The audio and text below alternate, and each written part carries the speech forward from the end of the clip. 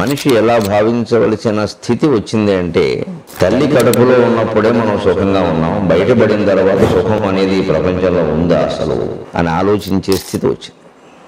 మనిషి ఎప్పుడు సుఖపడతాడండి అంటే, సుఖంగా ఉన్నాడు అంటే పుట్టక ముందు పోయిన తర్వాత అని చెప్పాడు. పుట్టక ముందు సుఖంగా ఉన్నాడు, పోయిన తర్వాత సుఖంగా ఉంటాడు, బతుకుండగా మాత్రం ఎవడూ సుఖంగా ఉండడు.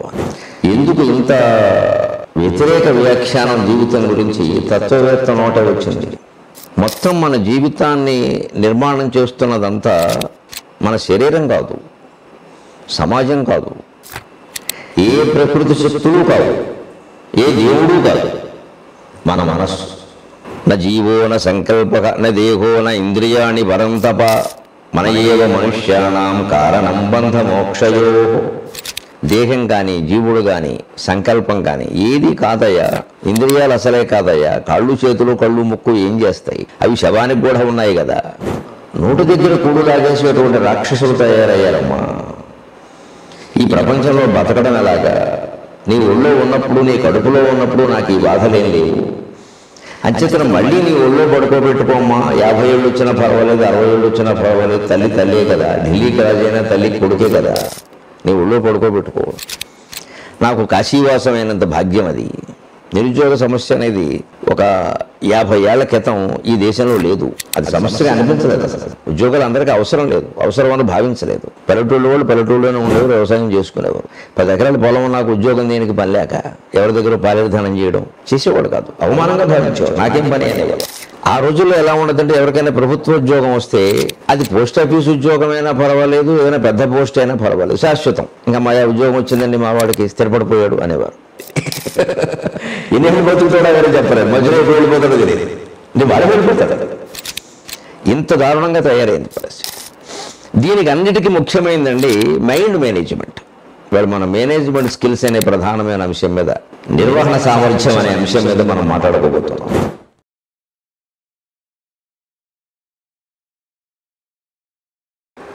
హైదరాబాద్ మేనేజ్మెంట్ అసోసియేషన్ తరఫున ఈ సాంకేతిక సంబంధమైన సమావేశంలో, ప్రత్యక్ష పరోక్షమైన సమావేశంలో పాల్గొంటున్న వారందరికీ శుభాకాంక్షలు, అమ్మవారి పేరు మీద ఆశీస్సులు. ముఖ్యంగా నగేష్ గారి కోరిక మేరకు యువతరానికి బాగా ప్రయోజనం కలగాలనే ఉద్దేశంతో ఇవాళ సమాజంలో యువతరం ఎదుర్కొంటున్న సమస్యలు, వాటికి పరిష్కారాలన్నీ మన పురాణ సాహిత్యం ద్వారా, ప్రబంధ సాహిత్యం ద్వారా, మన భారతీయ సంస్కృతి ద్వారా ఎలా సూచించగలమో ఒక ప్రయత్నం చేద్దామని ఈ ప్రవచనం చెబుతున్నాం, ఈ ప్రసంగం చేస్తున్నాం. ప్రధానంగా ఇవాళ నేను ప్రార్థన పద్యంలో చెప్పినట్టుగా, మనిషి ఎలా భావించవలసిన స్థితి వచ్చింది అంటే, తల్లి కడుపులో ఉన్నప్పుడే మనం సుఖంగా ఉన్నాం, బయటపడిన తర్వాత సుఖం అనేది ఈ ప్రపంచంలో ఉందా అసలు అని ఆలోచించే స్థితి వచ్చింది. ఒక తత్వవేత్త ఒక ఆయన పూర్వమే, మనిషి ఎప్పుడు సుఖపడతాడండి అంటే, సుఖంగా ఉన్నాడు అంటే పుట్టక ముందు పోయిన తర్వాత అని చెప్పాడు. పుట్టక ముందు సుఖంగా ఉన్నాడు, పోయిన తర్వాత సుఖంగా ఉంటాడు, బతుకుండగా మాత్రం ఎవడూ సుఖంగా ఉండడు. ఎందుకు ఇంత వ్యతిరేక వ్యాఖ్యానం జీవితం గురించి తత్వవేత్త నోట వచ్చింది? పూర్వమే. కారణం, మొత్తం మన జీవితాన్ని నిర్మాణం చేస్తున్నదంతా మన శరీరం కాదు, సమాజం కాదు, ఏ ప్రకృతి శక్తులు కావు, ఏ దేవుడు కాదు, మన మనస్సు. మొత్తం మన జీవితాన్ని నిర్మాణం చేస్తున్నది మన మనస్సు. మన ఏవ మనుష్యాణం కారణం బంధమోక్షయోహో అంటారు దేవీ భాగవతంలో. న జీవో న సంకల్పక న దేహో న ఇంద్రియాణి వరంతప మన ఏవ మనుష్యాణం కారణం బంధమోక్షయోహో. దేహం కానీ, జీవుడు కానీ, సంకల్పం కానీ ఏది కాదయ్యా, ఇంద్రియాలు అసలే కాదయ్యా. కాళ్ళు చేతులు కళ్ళు ముక్కు ఏం చేస్తాయి? అవి శవానికి కూడా ఉన్నాయి కదా. అంతా చేస్తున్నది మనస్సు. అంచేత ఈవేళ మనం ప్రార్థన పద్యంలో పేర్కొన్నట్టుగా నోటి దగ్గర కూడు లాగేసేటువంటి రాక్షసులు తయారయ్యారమ్మా. ఈ ప్రపంచంలో బతకడం ఎలాగా? నీ ఒళ్ళో ఉన్నప్పుడు, నీ కడుపులో ఉన్నప్పుడు నాకు ఈ బాధలేం లేవు. అంచేతన మళ్ళీ నీ ఒళ్ళో పడుకోబెట్టుకోమ్మా. 50 ఏళ్ళు వచ్చినా పర్వాలేదు, 60 ఏళ్ళు వచ్చినా పర్వాలేదు, తల్లి తల్లే కదా. ఢిల్లీకి రాజైనా తల్లి కొడుకే కదా. నీ ఒళ్ళో పడుకోబెట్టుకో. నాకు కాశీవాసమైనంత భాగ్యం అది అని ప్రార్థన పద్యంలో ఎందుకు పేర్కొన్నామంటే సామాజిక పరిస్థితులు అలా ఉన్నాయి. ఇదివరకు భారతదేశంలో 2 విషయాలకి ఖచ్చితంగా ఒక గ్యారంటీ ఉండేది. 2 విషయాలకి, మిగిలిన విషయాలు అలా ఉన్న రెండింటికి ఖచ్చితంగా ఉండేది. ఒకటి ఉద్యోగం, 2 వివాహం. ఉద్యోగాలు అందరూ చేసేవారు కాదు పూర్వం. దానికి సంబంధించిన చదువుకున్న వాళ్ళు ఎవరో ఉద్యోగాలు చేసేవారు. ఎక్కువ మంది వ్యవసాయం మీద ఆధారపడేవారు. నిరుద్యోగ సమస్య అనేది ఒక 50 ఏళ్ల క్రితం ఈ దేశంలో లేదు. అది సమస్యగా అనిపించలేదు. అసలు ఉద్యోగాలు అందరికీ అవసరం లేదు, అవసరం అని భావించలేదు. పల్లెటూళ్ళు వాళ్ళు పల్లెటూళ్ళలోనే ఉండేవారు, వ్యవసాయం చేసుకునేవారు. 10 ఎకరాల పొలం నాకు ఉద్యోగం దేనికి పని లేక ఎవరి దగ్గర పాలిర్ధనం చేయడం చేసేవాడు కాదు. అవమానంగా భావించేవారు. నాకేం పని అనేవారు. ఆ రోజుల్లో ఎలా ఉండదంటే ఎవరికైనా ప్రభుత్వ ఉద్యోగం వస్తే అది పోస్ట్ ఆఫీస్ ఉద్యోగమైనా పర్వాలేదు, ఏదైనా పెద్ద పోస్ట్ అయినా పర్వాలేదు, శాశ్వతం. ఇంకా మా ఉద్యోగం వచ్చిందండి, మా వాడికి స్థిరపడిపోయాడు అనేవారు. అలాగే వివాహం అయింది అంటే అమ్మయ్య స్థిరపడ్డాడండి, ఓ ఇంటివాడు అయ్యాడు అనేవారు. వివాహం అయితే ఇంటివాడు అవ్వడం ఏంటి? ఇల్లేం కొనుక్కోలేదే. అంటే ఒక ఇంట్లో సంసారం పెట్టి సుఖంగా ఉండడానికైనా స్థిరత్వం మా వాడికి వచ్చేసింది, ఓ తోడు నీడ దొరికింది అని అనేవారు. అంటే పూర్వం ఉద్యోగం వచ్చినా వివాహమైనా ఆ 2 ఖాయంగా ఉండేవి. వీళ్ళు ఉద్యోగము ఖాయం కాదు, దారుణంగా దురదృష్టకరంగా వివాహం కూడా ఖాయం కాదు. దాంట్లోనూ 2వ ఆలోచన కాదు, 3వ ఆలోచన కూడా వస్తుంది, 36వ ఆలోచన కూడా వస్తుంది. అది చాలా తాత్కాలికమైంది. అంచేతన మానవ జీవితం చాలా సంక్షుబ్ధమైంది. వేళ జీవితంలో ఎవరైనా జాతకం చెప్పమంటే ఏవి చెబుతారు? ముందు ఆయుర్దాయం చెబుతారు, తర్వాత ఆర్థిక పరిస్థితి చెబుతారు. ఆర్థిక పరిస్థితినే ఇవాళ ఉద్యోగం అంటాం మనం. జాతకంలో ఎక్కడ ఈ ఉద్యోగం చేస్తాడు, ఈ ఉద్యోగం వస్తుంది అని రాదు. అది పచ్చి మోసం. ప్రభుత్వ ఉద్యోగం వస్తుందని ఎవరైనా జ్యోతిష్ శాస్త్రవేత్తలు చెబితే పచ్చి మోసం. ప్రభుత్వ ఉద్యోగం, ప్రైవేటు ఉద్యోగం ఇన్ని ఇక్కడ ఉండవు గ్రహాల్లో. గురుగ్రహానికి శుక్రగ్రహానికి ప్రభుత్వ ప్రైవేటు భేదం తెలియదు. ఆర్థిక పరిస్థితి అది వ్యవసాయం ద్వారా రావచ్చు, వ్యాపారం ద్వారా రావచ్చు, ఉద్యోగం ద్వారా రావచ్చు. అది అతనికి ఓ స్థిరమైన ఆర్థిక వ్యవస్థ ఉంది అనగానే జ్యోతిష్ శాస్త్రవేత్తలు పాపం ఇప్పుడు వాళ్ళు కాస్త ఆలోచించి స్థిరమైన ఆర్థిక వ్యవస్థ అంటే ఎంఎస్సీ చదివిన కుర్రాడికి స్థిరమైన ఆర్థిక వ్యవస్థ అంటే ప్రభుత్వ ఉద్యోగమే కదా అని ప్రభుత్వ ఉద్యోగం చెబుతారు. అంతేగాని వీడి నక్షత్రాన్ని బట్టి ప్రభుత్వ ఉద్యోగం, ఇంకో నక్షత్రాన్ని బట్టి ప్రైవేట్ ఉద్యోగం ఉండవు. ఆర్థిక పరిస్థితి ఉండదు, ఆదాయం, ఆర్థిక పరిస్థితి. రెండోది దాంపత్య జీవితం ముఖ్యంగా ఉంటుంది, మానవ జీవితంలో చాలా ముఖ్యం కదా. ఇవాళ ముఖ్యమైన 2 వ్యవస్థలు, ఆర్థిక వ్యవస్థ, వివాహ వ్యవస్థ, 2 అస్తవ్యస్తం కావడం వల్ల ఆయుర్దాయం కూడా అస్తవ్యస్తమైంది. ఎన్నేళ్ళు బతుకుతాడో ఎవరు చెప్పలేరు, మధ్యలో ఎప్పుడు వెళ్ళిపోతాడో తెలియదు. అంటే వాడు వెళ్ళిపోతాడు. ఇంత దారుణంగా తయారైంది పరిస్థితి. దీనికి అన్నిటికీ ముఖ్యమైనదండి మైండ్ మేనేజ్మెంట్. ఇవాళ మన మేనేజ్మెంట్ స్కిల్స్ అనే ప్రధానమైన అంశం మీద, నిర్వహణ సామర్థ్యం అనే అంశం మీద మనం మాట్లాడుకోబోతున్నాం. ఇందులో ముఖ్యమైనది దేన్ని నిర్వహించాలి అంటే మనం ఒక office management, business management, school management, ఒక ఫ్యామిలీ మేనేజ్మెంటు, ఒక రాజకీయ వ్యవస్థ, పొలిటికల్ మేనేజ్మెంట్, అన్నిటికీ మూలమైంది మైండ్ మేనేజ్మెంట్. తన మనస్సును తాను నిగ్రహించుకోలేనివాడు, సరైన అదుపులో పెట్టుకోలేనివాడు, నిర్వహించుకోలేనివాడు దేనిని నిర్వహించలేడు. అన్ని మేనేజ్మెంట్స్కి మూలమైంది మైండ్ మేనేజ్మెంట్. ముందు మన మనస్సు మనం నిగ్రహించుకోగలమా? ఇది చెయ్యాలి, ఇది చేయకూడదు అని మనం నిర్ణయించుకోగలమా? అది ఆ నిర్ణయాన్ని ఇవాళ యువతరం ముందు తీసుకోవాలి. చాలామందికి అర్థం కానిది ఏమిటంటే స్వేచ్ఛ అనగానే ఇవాళ యువతరంలో అమ్మాయిలను అబ్బాయిలను ఎవరైనా నిర్వచనం చెప్పండి స్వేచ్ఛ కంటే. స్వేచ్ఛ అంటే మేము ఏదనుకుంటే అది చేయగలగడం, అది కాదు స్వేచ్ఛ. ఏదనుకుంటే అది చేయగలగడం కాదు, ఏది చేయొచ్చో అదే చేయగలగడం, ఏది చేయకూడదో అది మానేయడం స్వేచ్ఛ. అది స్వేచ్ఛ. అంటే దేని నుంచి స్వేచ్ఛ? ఎవరి నుంచో, భర్త నుంచో, భార్య నుంచో, యజమాని నుంచో, ప్రకృతి నుంచో, దేవుడి నుంచో, మతం నుంచో, దేని నుంచి స్వేచ్ఛ కాదు. మన మనస్సు నుంచే మనకు స్వేచ్ఛ కావాలి. మన మనస్సు ఎప్పుడు గాలివాటం. మనం మనస్సు అంటేనే గాలి. గట్టిగా మాట్లాడితే మనస్సు లేదు. ఉంది అని నిరూపించగలిగిన వాళ్ళు ఒక్కళ్ళు లేరు ప్రపంచంలో. ఏదైనా ఉంది అని భౌతికవాదం ప్రకారం నిరూపించాలంటే దానికి రూపం ఉండాలి. మనస్సుకు రూపం లేదు. పొడుగు పొట్టు చెప్పాలి, మనసు పొడుగు కాదు, పొట్టి కాదు. రంగు చెప్పాలి, మనసు తెలుపు కాదు, నలుపు కాదు, ఎరుపు కాదు, ఏమీ కాదు. పోయిన భౌతిక లక్షణాలు చెప్పాలి, రుచులు చెప్పాలి, పులుప వగరా చేద ఏమీ కాదు. మనస్సుకి ఏ లక్షణాలు చెప్పలేనప్పుడు మనస్సు లేదన్నట్టే లెక్క. మనస్సు లేకపోవడం ఏంటంటే విచిత్రంగా ఉంటుంది ఆ మాట, కానీ లేదు కాబట్టి ఏం చెప్పలేకపోతున్నాం మనం. దేవుడు లేడు అనేవాడు ప్రతివాడు ఏమిటి చెప్పమంటాడు కదా. దేవుడు అంటే ఏమిటండి, ఎక్కడున్నాడండి, ఎలా ఉన్నాడు. మరి మనస్సు ఉందని నమ్మేస్తున్నాడు ఈ పిచ్చి సన్నాసి. మనస్సు ఉందని నమ్ముతాడు, దేవుడు లేడు అంటాడు. ఎందుకంటే మూర్ఖుడు లేడు. దేవుడు లేడు అనడానికి ఇతను చేస్తున్న వాదనలన్నీ మనస్సుకు వర్తిస్తాయి, కానీ మనస్సు ఉంది అంటాడు. ఎక్కడి నుంచి ఉంది మరి? అలాగే దేవుడు ఉంటాడు. ఆ మనస్సే దేవుడు అంటే అసలు ఒప్పుకోడు. ఆ మనస్సు దేవుడు, నీ మనస్సు ఒకటే కాదు, మొత్తం సృష్టి అంతా ఆవరించినటువంటి విరాన్ మనస్సు ఉంది, అదే దైవస్వరూపం.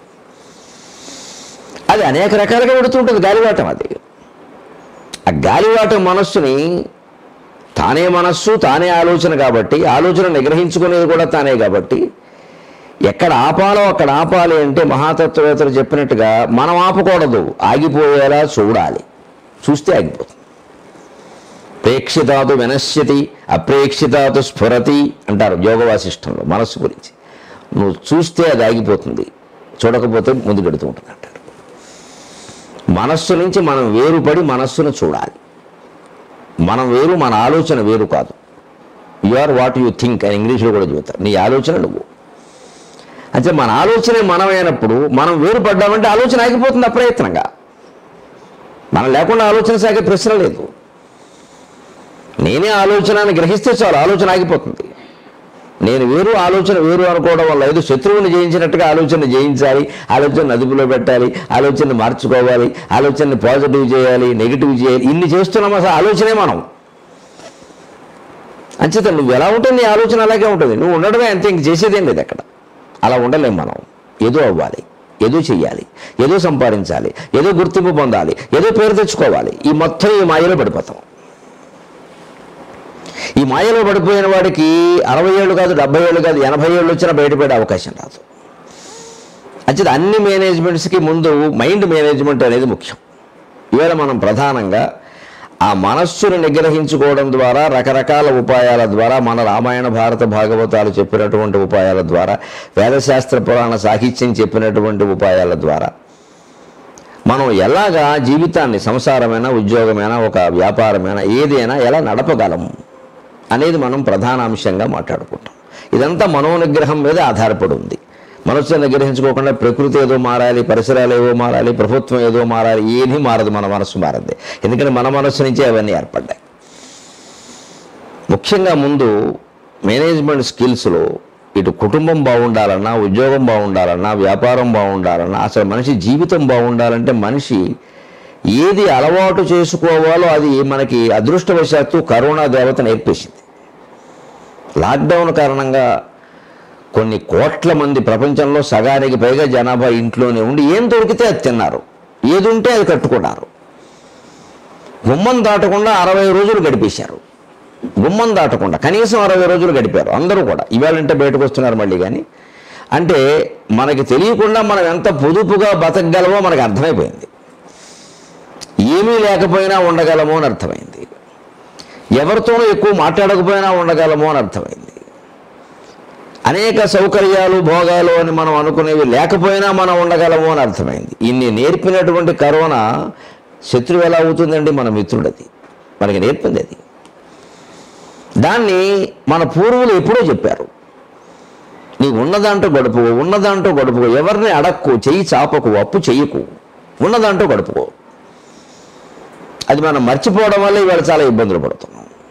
ఇవాళ ఉద్యోగంలో ఇలా చేరిన వెంటనే కుర్రాడు ఇంత చేస్తే వాడి జీతం 25,000 కూడా ఉండదు, 20,000 ఉంటుంది. వాడు వెంటనే 50,000 బండి కొంటాడు. 20,000 జీతంతో 50,000 బండి ఎలా కొన్నామంటే ఇన్స్టాల్మెంట్ అంటాడు. 20,000 జీతంలో 5,000 బండికి వెళ్ళిపోయింది. వెంటనే పెద్ద ఐప్యాడ్ ఫోన్, ఐప్యాడ్ ఆవుప్యాడ్ లాగా వేడుకుంటాడు, అదో 25,000, ఇంకా ఎక్కువేమో కూడా. దానికో 5,000 కట్టాలి. ఇక అక్కడి నుంచి పొరపాటున ఏమైనా పెళ్లి ఆలోచన వచ్చిందా, వెంటనే వెళ్ళా దొరుకుతుంది. ఇంకా మామూలు ఇంకెక్కడ గోడాలతో పనిచేయవి, ఇంకా వెళ్ళాయే వెళ్ళి ఆడిపోవలసింది. తర్వాత ఇప్పుడు ఇంతకీ 20,000 జీతం లేనివాడు పెద్ద బండి ఒకటి కొన్నాక, పెద్ద ఫోన్ ఒకటి కొన్నాక, వీడి జీతంలో 10-12,000 ఈ వాయిదాలకు పోయిన తర్వాత వీడికి 8,000లో ఎలా గడుపుతాడు? సరే బండిలో పెట్రోల్ ఎలాగా? అక్కడి నుంచి అప్పుడు మొదలెడతాడు. ఇవాళ అప్పుడు కూడా హాయిగా ఆన్లైన్లో దొరికేస్తున్నాయి. తర్వాత రౌడీలు కూడా ఆన్లైన్లోనే వస్తారు వసూలు చేసుకుందుకు. ముందు తేలిగ్గా ఇచ్చేస్తారు. తండ్రి ఫోను, తల్లి ఫోను, మేనత్త ఫోను తీసుకుని ఇచ్చేస్తారు. తర్వాత వాళ్ళు పట్టు కూర్చుంటారు. మీ అబ్బాయి అప్పు చేశాడు, తనమంటారా డబ్బులు ఇస్తారా అని. ఏం చేస్తారు వాళ్ళు? మమకారం కొద్దీ ఇవ్వక. ఈ పరిస్థితుల్లోకి ఎందుకు ఎడుతున్నాం మనం? మన జీతం 20,000 అయినప్పుడు మనకు అవసరమైన ఖర్చులు పోని ఇంకా ఒక 1,000 రూపాయలైనా మనం పొదుపు చేసేలా మనం బడ్జెట్ ఒక ప్రణాళిక వేసుకోలేకపోతున్నాం కదా, మనం ఉన్న దాంట్లో మనం బతకలేకపోతున్నాం కదా అని ఆలోచిస్తే ఆ ఉన్న దాంట్లోనే బతకడా? దీనికి మన సాహిత్యం గొప్ప ఉపాయం చెబుతుంది. వసు చరిత్ర అని ఒక కావ్యం ఉంది. రామరాజు భూషణుడు అని కర్షక కవి రచించాడు. ఆయన పండిత కులంలో పుట్టలేదు, మామూలు రైతు కుటుంబంలో పుట్టాడు. ఆయన అందులో ఒక చిత్రమైన కథ రాస్తాడు. ఆ కథను కావ్యంగా మలిచాడు ఆయన. ఒక స్త్రీని ఒక పురుషుడు మానభంగం చేస్తాడు. ఆ స్త్రీని ఆయన నది అన్నాడు, ఆ పురుషుడిని పర్వతం అన్నాడు. ఇదంతా మొత్తం పెర్సానిఫికేషన్ అంటారు దానికి, అవయవాల పాత్రల రూపకల్పన. ఒక నదిని పర్వతం మానభంగం చేస్తున్నాడు, నదికి పర్వతం అడ్డంగా వచ్చిందనమాట.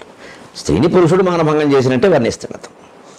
సరే, తర్వాత సహజంగా మనం చాలా చోట్ల చూస్తున్నట్టే మొగాడు దులుపుని వెళ్ళిపోతాడు.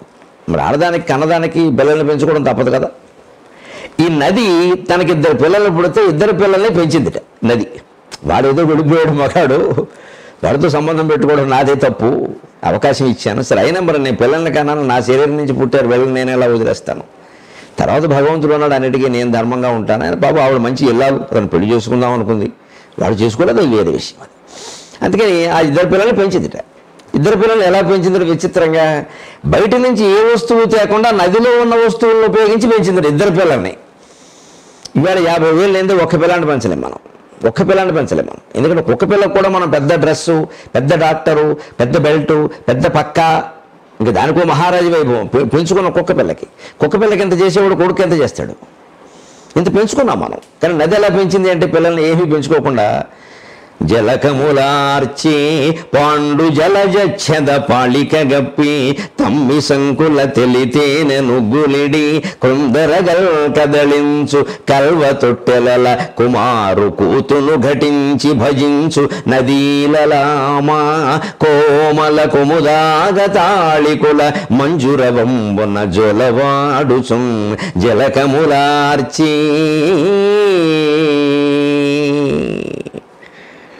ఎవరిని ఏమీ అడగకుండా, ఎక్కడా చేయి చాపకుండా, మోసం చేసినటువంటి భర్తకి కబురు చేయకుండా ఈ దేశంలో ఒక జడ పదార్థంగా భావించబడే నది పిల్లల్ని పెంచింది.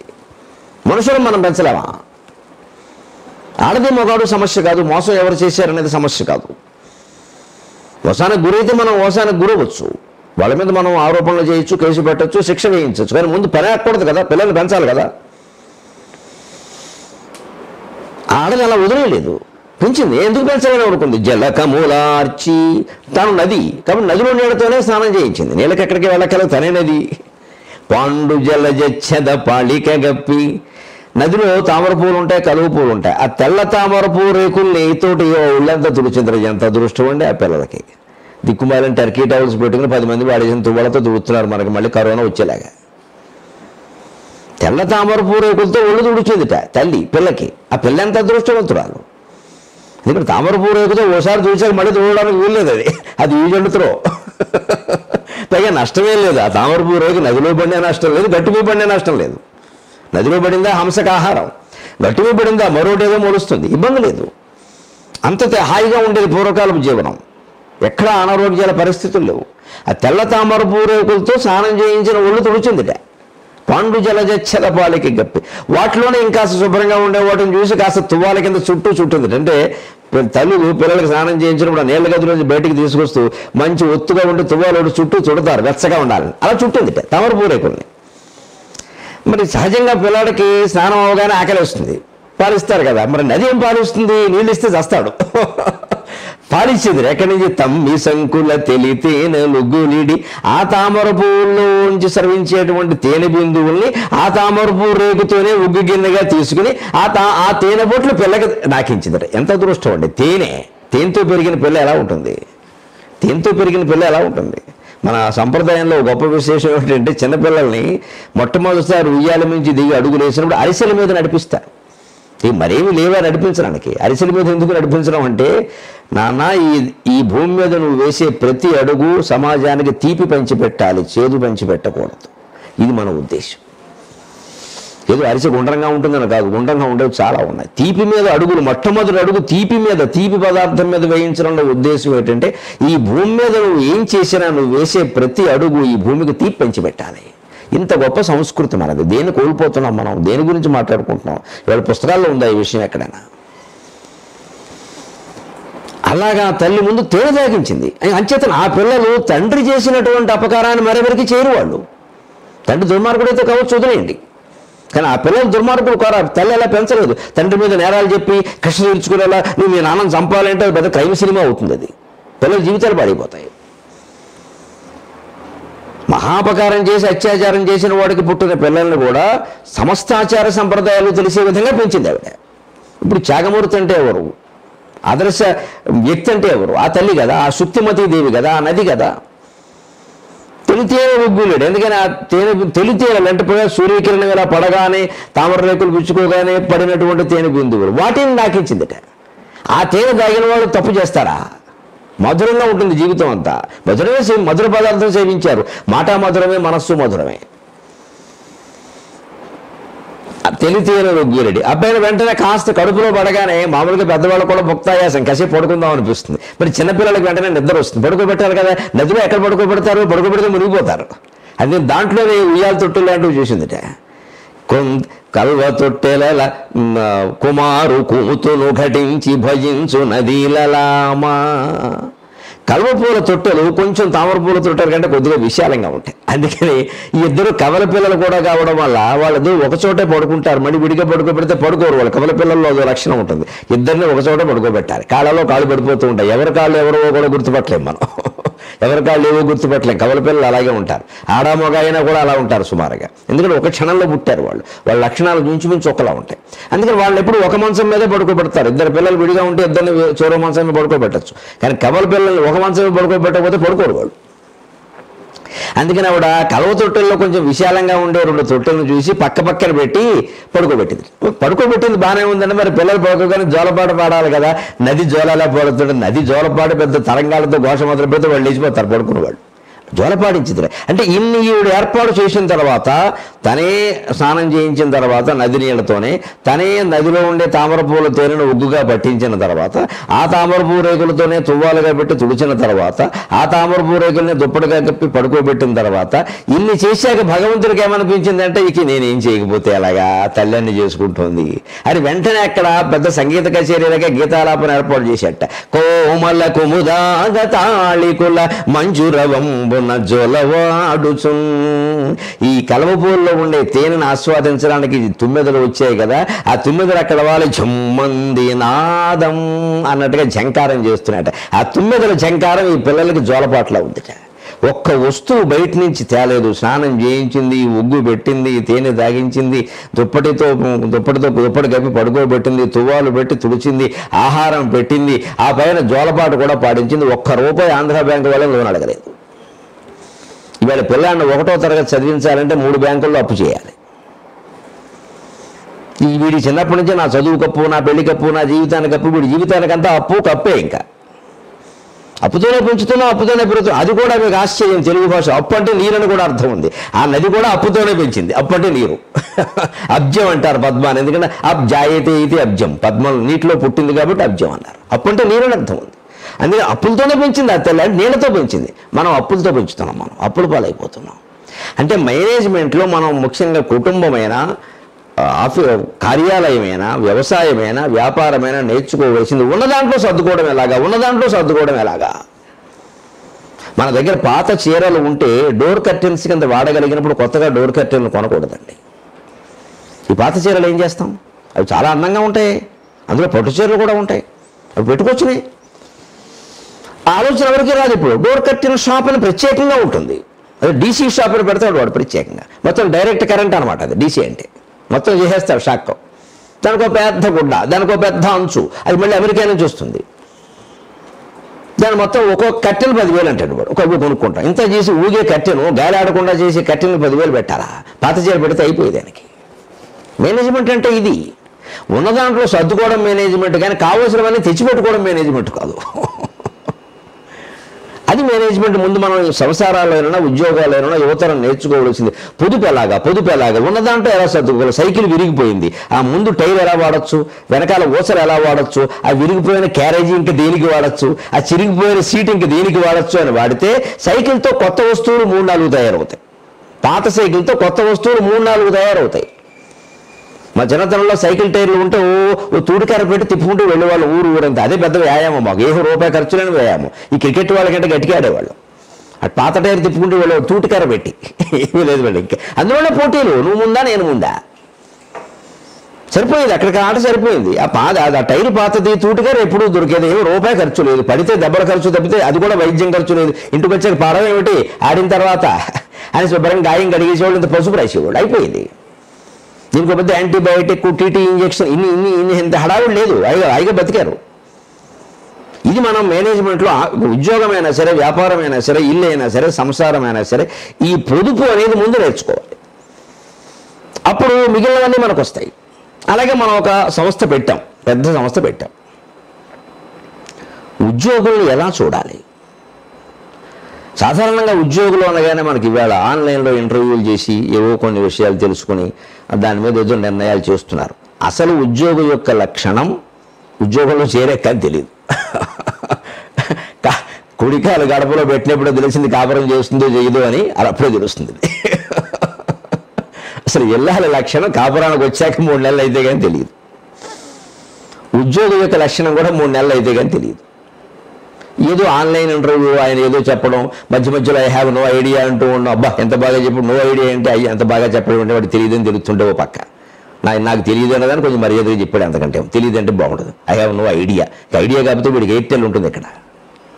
అంటే ఆ మాత్రం జ్ఞానం లేదు. అది ఉద్యోగానికి సంబంధించిన ప్రశ్న అడుగుతారు కదా, ఏం కొత్తదేం అడగరు కదా. ఇప్పుడు సాఫ్ట్వేర్ ఉద్యోగాన్ని పట్టుకుని కుంభకర్ణుని యొక్క భార్య ఎవరైనా అడగరు కదా, మేమే చెప్పడం కష్టం. అది సంబంధం లేనివేం అడగరు కదా. సంబంధం ఉన్నవి కూడా ఐ హ్యావ్ నో ఐడియా అనగానే కొంచెం మర్యాదగా చెప్పాడు. ఏమిటి మర్యాద? తెలియని విషయం, ఏమి తెలియవు. ఉద్యోగంలో చేరితే తెలుస్తాయి.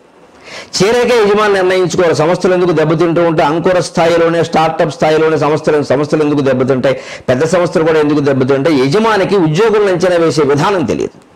దాన్ని ఆంధ్ర మహాభారతంలో సభాపర్వంలో ధర్మరాజుకి నారదుడు చెప్తాడు. ఉద్యోగులను అంచనా వెయ్యాలయ్యా. 3 రకాల వాళ్ళు ఉంటారు మనుషులు. ఉత్తమ మధ్యమాధమ నియోగ్యత బుద్ధి నిరింగి వారినైయుత్తమ మధ్యమాధమ నియోగములను నియమించితే నరేంద్రోత్తమ. ఉత్తమ మధ్యమాధమ నియోగ్యత బుద్ధి నిరింగి వారినైయుత్తమ మధ్యమాధమ నియోగములను నియమించితే నరేంద్రోత్తమ. భృత్యకోటికి అనూనముగా తగు జీవితం మొరాయత్తము చేసి ఇత్తే తగనయ్యి కాలము దప్పకుండగన్. భృత్యకోటికి అనూనముగా తగు జీవితం మొరాయత్తము చేసి ఇత్తే తగనయ్యి కాలము దప్పకుండగన్. ఉద్యోగులను కూడా పిల్లల్లాగా చూసుకోవాలి యజమాని. నా కుటుంబం ఇది, వీళ్ళ యోగక్షేమాలంటే నా యోగక్షేమాలు. నా కొడుక్కి కాలు విరిగితే ఎంత బాధపడతానో ఉద్యోగి గాయమైతే నేను అంత బాధపడాలి. అంతే, అదే యజమాని లక్షణం. అప్పుడు సంస్థ ఎందుకు బాగుండదండి? ఆయన దేవుడండి, జీతం ఏదో తక్కువ ఎక్కువనండి, మా మేనేజర్ చాలా మంచివాడండి, మేము అక్కడే ఉంటామండి అంటారు. అతనిలో మార్పు రావాలి. ఎలాగా జీతాలు ఇవ్వడం కూడా ఇస్తారు. ఏడిపించి ఎప్పుడో ఇవ్వడం కాదు. ఇస్తారో ఎవరో తెలియకుండా ఇవ్వడం కాదు. ఉత్తమ మధ్యమాధమ నియోగ్యత బుద్ధి నిరింగి వారినై ఉత్తమ మధ్యమాధమ నియోగములను నియమించితే నరేంద్రోత్తమ.